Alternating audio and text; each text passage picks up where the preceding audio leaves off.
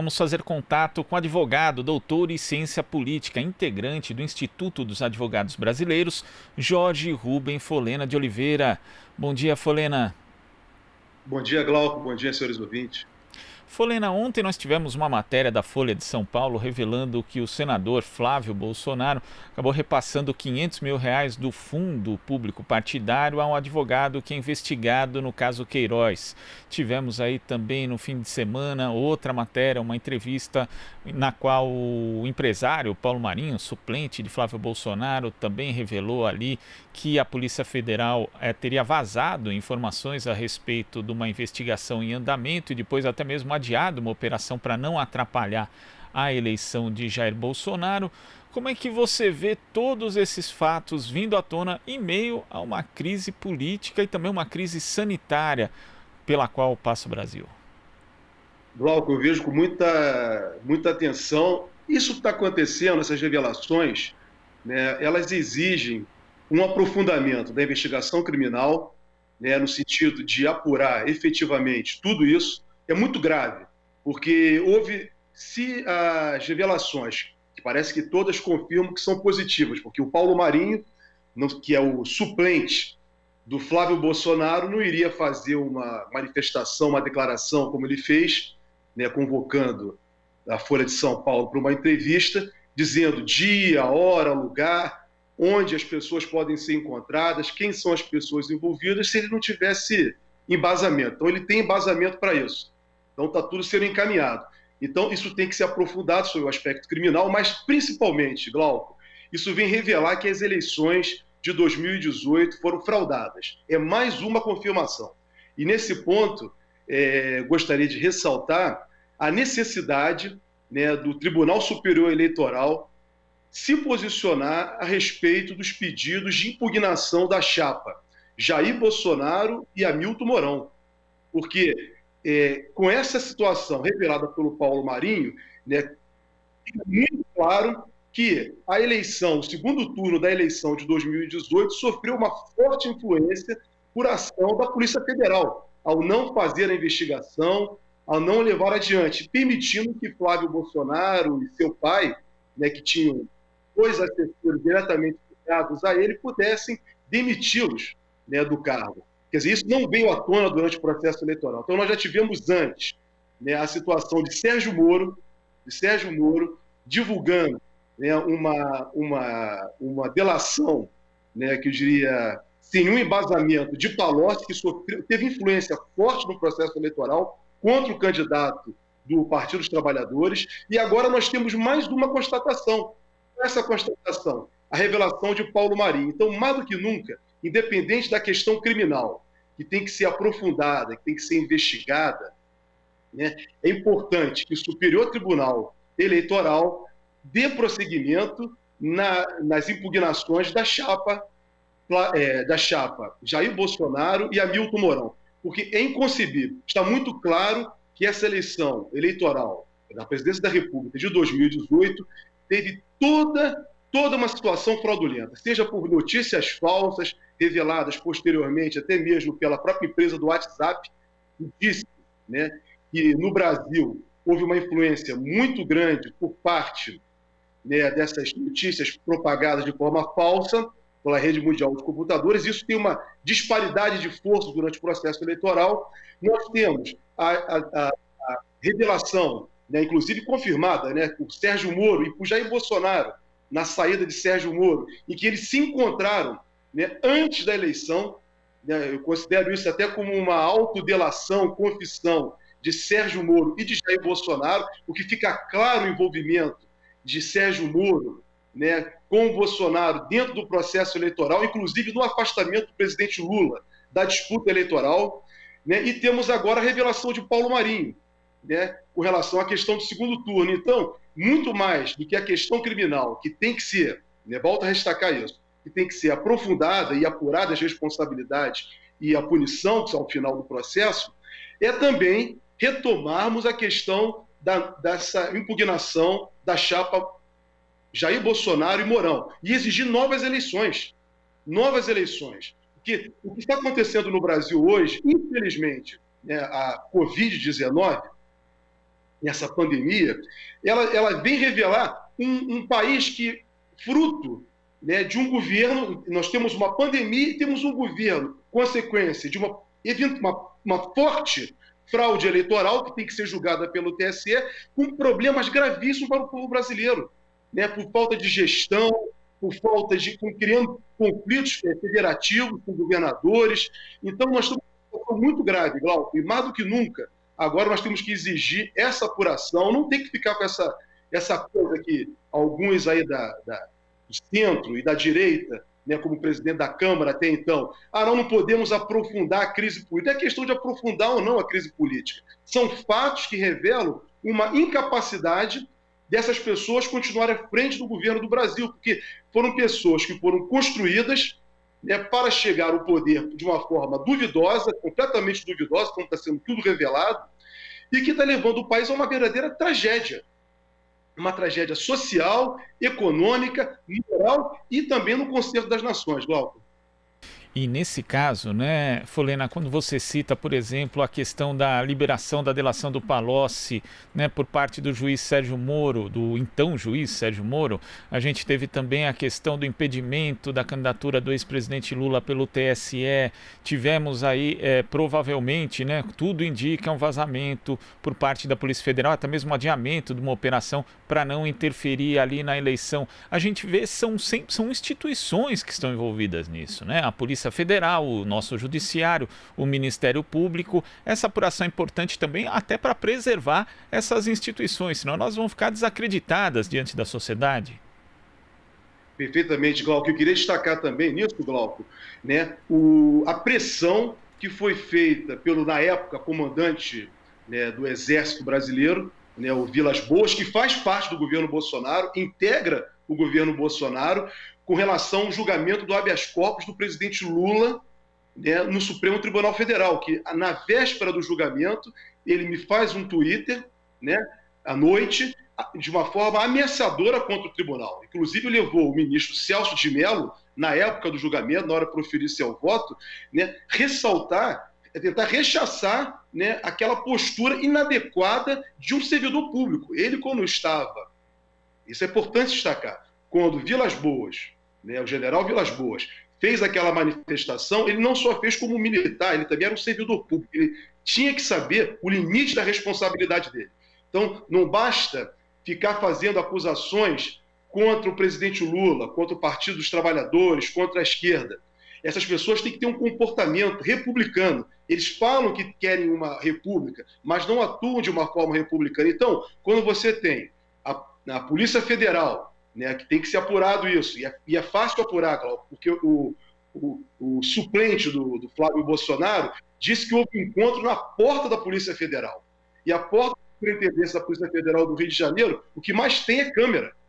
Então é só pegar as câmeras que vão saber quais foram as pessoas que se reuniram ali. Isso tem que estar gravado. Não acredito que a Polícia Federal não tenha essas gravações, essas filmagens. Então, se estiverem as pessoas ali, Cláudio, fica muito claro, está confirmado.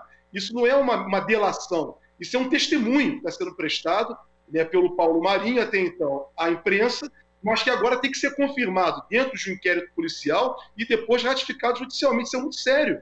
Então, a Polícia Federal, o Poder Judiciário, né, as Forças Armadas. Então, você vê que eu tenho falado, Glauco, já há um bom tempo, inclusive em entrevistas anteriores, né, o Jair Bolsonaro é fruto de um grande consórcio, né, um consórcio que trabalhou contra o país, né, principalmente contra o povo brasileiro, o povo mais pobre. Estava ouvindo anteriormente uma entrevista que me antecedeu, né, com essa chacina no Rio de Janeiro.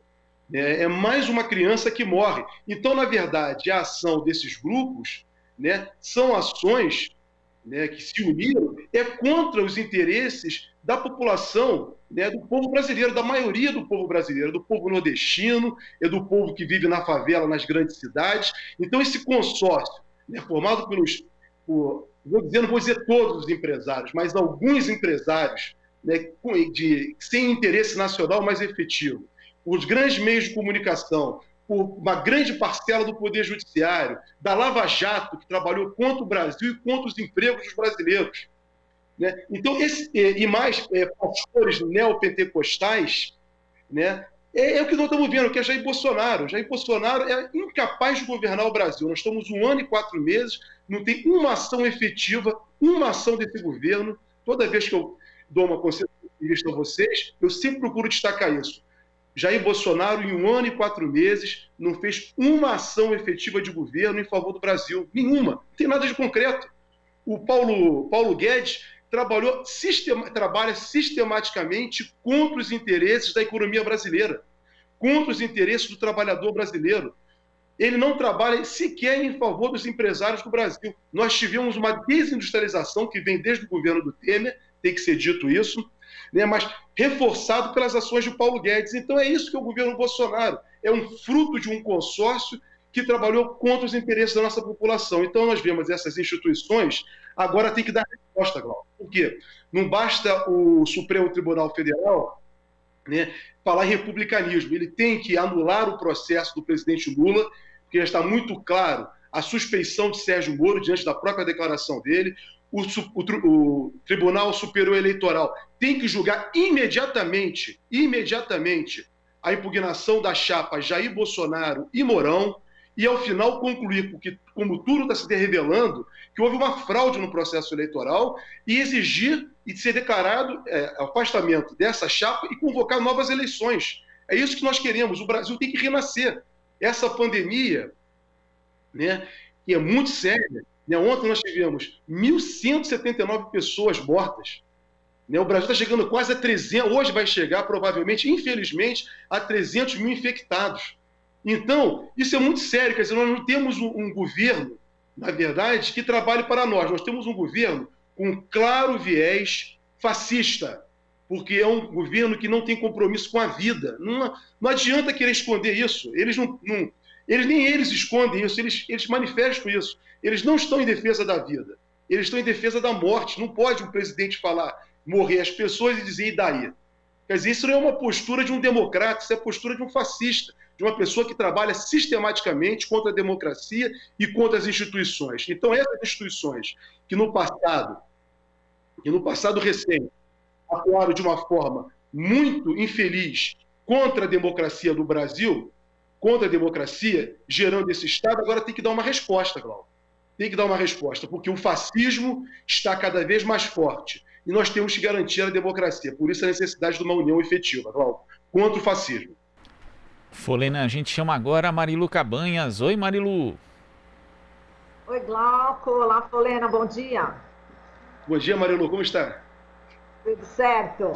Folena, é o seguinte, eu queria te colocar uma questão que está saltando aí aos olhos, né, de uma frase que o presidente Lula falou, uma frase tirada de um contexto e que está ganhando aí repercussão. Estava vendo inclusive a Globo News e colocaram no mesmo patamar a frase do Bolsonaro, que falando, né, sobre o novo protocolo que pode já ser assinado em relação à cloroquina, quem é de direita toma cloroquina e quem é de esquerda toma tubaína, o presidente falou isso, e falando do Lula, né, de uma outra frase, dizendo que ainda bem que a natureza criou o monstro do coronavírus, mas na realidade o Lula estava se referindo exatamente que com essa pandemia salientou-se aí a importância do poder público, do Estado, em relação à saúde, né? Agora, existe uma manipulação incrível em relação a isso,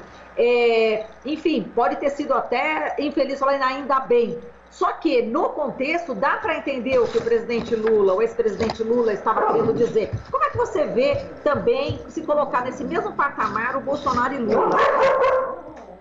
Olha, Marilu, é uma infelicidade absurda. Na verdade, não. É uma visão equivocada, né, de jornalistas da grande mídia, né, uma questão que coloca uma questão de classe. O presidente Lula, ao se referir com relação à questão da pandemia, ele não estava se referindo como o Bolsonaro, ao contrário. Ele estava fazendo uma defesa do Estado Social. Esse Estado Social que foi desmontado, né, por governos como o de Temer, por governos de Bolsonaro,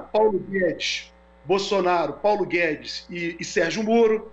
Então, o que o presidente Lula estava se referindo com relação ao que a pandemia tem trazido para o mundo é uma possibilidade da população universal refletir a respeito do papel do Estado. Você veja que a ação do Estado chinês com relação à questão da pandemia se deu uma ação mais efetiva, porque na China, né, o Estado é um Estado socialista, né, um Estado exploratório, né, um Estado capitalista.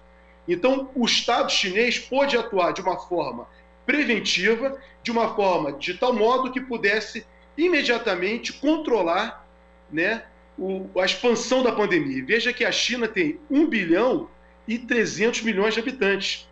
Então, o que veio revelar isso para a humanidade?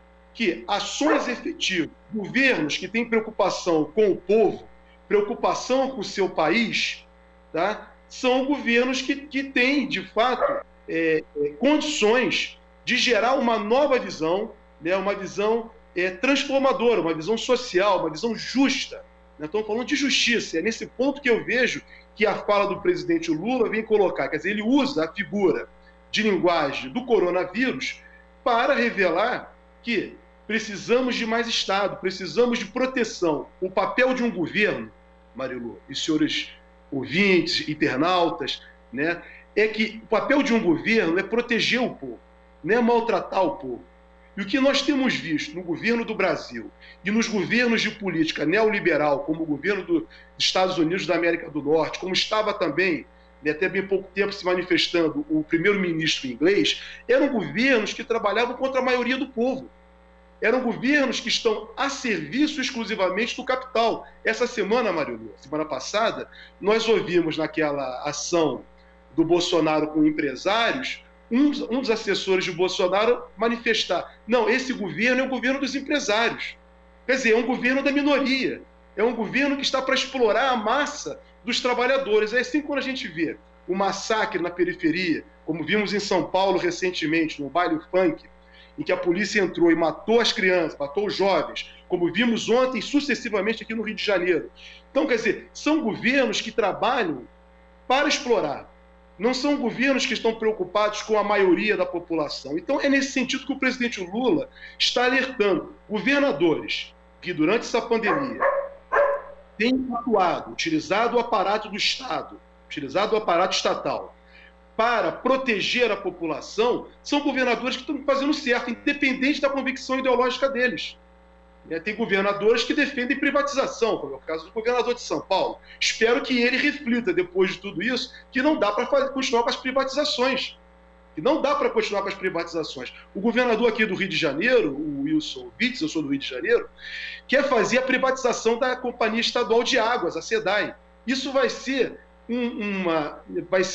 criar uma dificuldade gigantesca para a população pobre, que já não é assistida com água, e principalmente nessa questão da pandemia, Marilu. Então, para concluir a sua questão, Marilu, eu quero dizer o seguinte: não me surpreende muito a posição da mídia, dessa mídia conservadora que atrapalhou e que possibilitou que Bolsonaro chegasse ao poder. Agora que nós esperávamos que eles fossem integrar a frente antifascista pela defesa da democracia, porque eles também estão sendo atacados, Marilu. O artigo do Hamilton Mourão, da quinta-feira passada, na Folha de São Paulo, também foi dirigida para eles. Não foi dirigida somente para os progressistas, foi dirigido também para os meios de comunicação, os grandes meios de comunicação. Foi dirigido para o Supremo Tribunal Federal, para a Procuradoria da República. Ou seja, ou nós nos unimos numa frente pela democracia, contra o fascismo, ou essas forças nefastas, que os militares fazem parte desse processo, vão estar atuando cada vez mais para que crianças e adolescentes negros e pobres da periferia venham morrer de forma brutal. Isso que aconteceu no Rio de Janeiro, mais uma vez, vem revelar o total fracasso do Estado e o total fracasso dessas políticas de governo, Marilu. Perfeito, Helena. A gente agradece aqui a sua participação. Até a próxima. Abraço. Bom dia, Marilu, você e a todos aí. Bom dia. Conversamos aqui com o advogado, doutor em ciência política, integrante do Instituto dos Advogados Brasileiros, Jorge Rubem Folena de Oliveira. Você está ouvindo Jornal Brasil Atual. As notícias que os outros não dão.